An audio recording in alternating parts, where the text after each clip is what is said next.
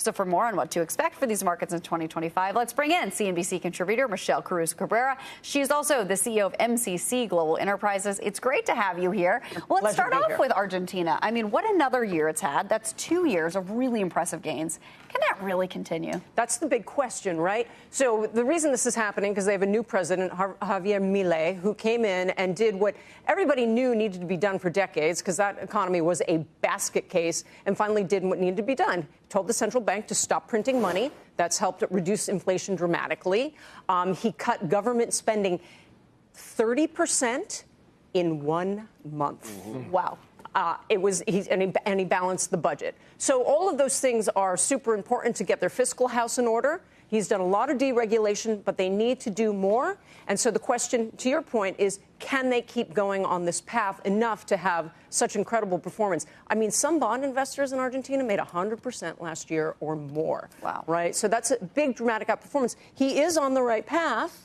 Let's see if it can keep going. Wow, that's going to be a good one to follow. And then on the flip side, Mexico, ETF worst, sitting at 2-year lows. Got a lot on the horizon with the United States and policy. I mean, what are your expectations for that region? So it really depends on what the outcome is when it comes to negotiating with Donald Trump when he becomes president. You know, they're going to renegotiate the USMCA. Now, some of that weak performance that we're showing everybody right now is due to self-inflicted wounds.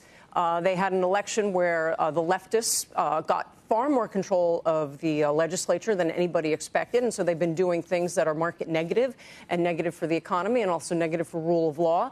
But at the same time, they're getting lots of investment because of onshoring and nearshoring, and that fact that they have a good relationship and a good trade relationship with the United States.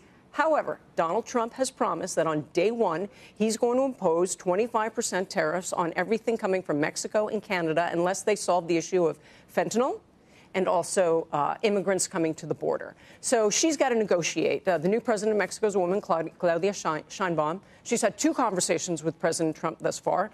I'm told by people familiar with that conversation that they thought it went well. That's from the U.S. side.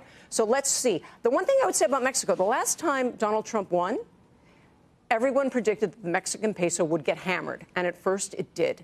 And then, because of onshoring and the renegotiation of NAFTA to the USMCA, it became one of the best-performing currencies that year. So I think Mexico is much harder to predict. Do you see a power grab, geopolitical-wise, with China and the U.S. in Latin America?